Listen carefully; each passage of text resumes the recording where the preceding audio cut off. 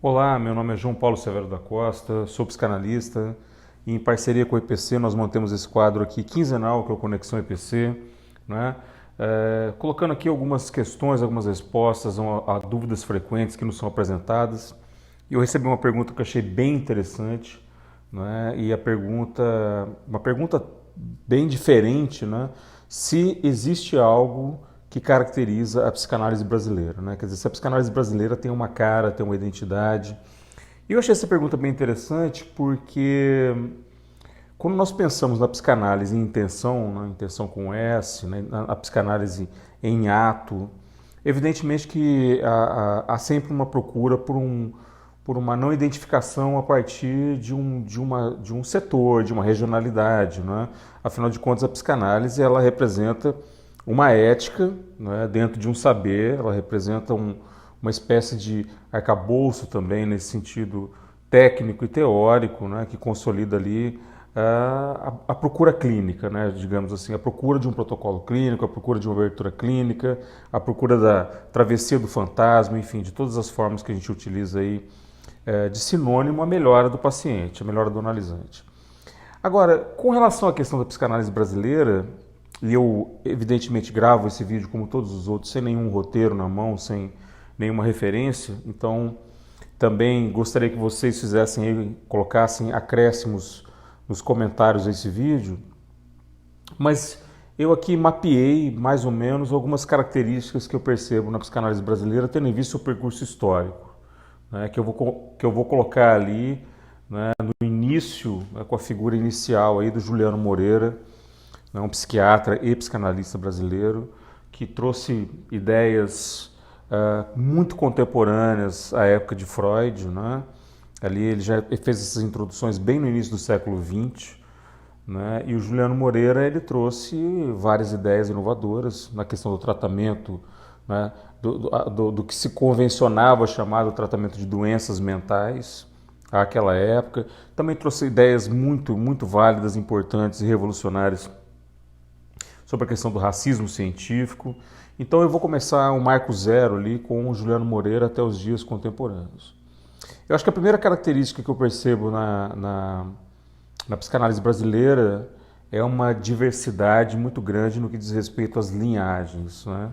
Na psicanálise brasileira, no geral, ela comporta ali um grande número de seguidores estritos, vamos dizer assim, de cada uma dessas grandes linhagens, né? Winnicott, Ferenczi, Freud, Lacan, Jung, Melanie Klein e assim por diante. Então, a psicanálise brasileira é muito ampla nesse sentido, ela é muito aberta a esse tipo de não restrição, né? Quer dizer, de uma adesão a uma espécie de corpo teórico que foi colocado ali por esses autores. E eu acho que isso é uma característica muito brasileira, né? Que em outros lugares eu percebo assim mais uma universidade, mais, digamos assim, uma adesão teórica mais limitada a um determinado autor, e às vezes com uma interpretação, inclusive, muito mais restritiva, né? Que quebra até uma certa cronologia, que quebra até uma certa, digamos assim, um certo percurso histórico. Né?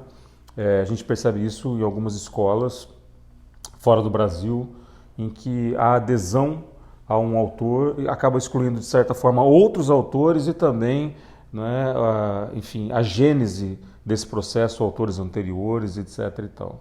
Então, acho que essa é a primeira característica, essa multiplicidade. E também essa multiplicidade tem muito a ver com como a psicanálise foi sendo introduzida no Brasil historicamente. Né? Essa introdução também foi feita, assim como em outros lugares do mundo, pela psiquiatria e por muitos precursores que trouxeram, evidentemente, a psicanálise de outros lugares, como a escola francesa, por exemplo. Então nós temos aí grandes e respeitados nomes que permanecem até hoje, não é? Como Beth Milan, como George Forbes, não é? Entre tantos outros, de várias escolas, né? M.D. Magno e os seus seguidores, não é? Zé Nazar, Teresa Nazar, entre tantas outras pessoas importantes para esse meio. A segunda característica que eu destacaria é a interlocução da psicanálise brasileira com a teoria crítica, né? Teoria crítica não propriamente dito, mas uma teoria social crítica, né? Principalmente um vínculo pós-estruturalista, com a leitura de autores como Guattari, né? Derrida, Roland Barthes, né? O próprio Foucault, que ainda era estruturalista. E essa presença nós conseguimos perceber bastante no meio acadêmico, né? Nós temos autores aí proeminentes que fazem esse tipo de leitura, como Vladimir Safatli, Christian Dunker, enfim, Nelson da Silva Júnior, entre outros autores que fazem muito bem essa articulação, com autores mais contemporâneos, né, como Alain Badiou, por exemplo. Então essa estrutura também é uma estrutura muito própria, né? Não é exclusiva do Brasil, mas é muito característica de um certo setor, de um certo segmento na questão brasileira. Um terceiro ponto que eu diria é a capacidade também da psicanálise brasileira de articular também com outros setores, né? Como a filosofia, a sociologia, como a discussão de debates importantíssimos, né? Como a grande Neuza Santos Souza, né? Fez ali com a questão do racismo, trazendo elementos super interessantes para a questão da articulação da psicanálise com a sociologia, com a antropologia, não é? Com as questões de ordem cultural, étnico-culturais. Então nós temos ali a Helena Bessman também.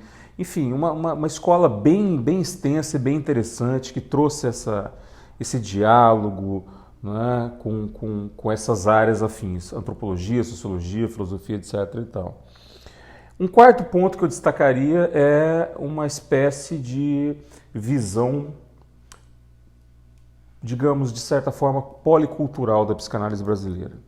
Para além, ou seja, de uma certa procura também por uma compreensão de raízes propriamente brasileiras, das questões que envolvem, portanto, a nossa formação, né, das questões que envolvem a nossa constituição, né, enquanto, eu vou usar esse termo de uma forma inapropriada, mas enquanto nação, né, o que traria o elemento unificador para isso.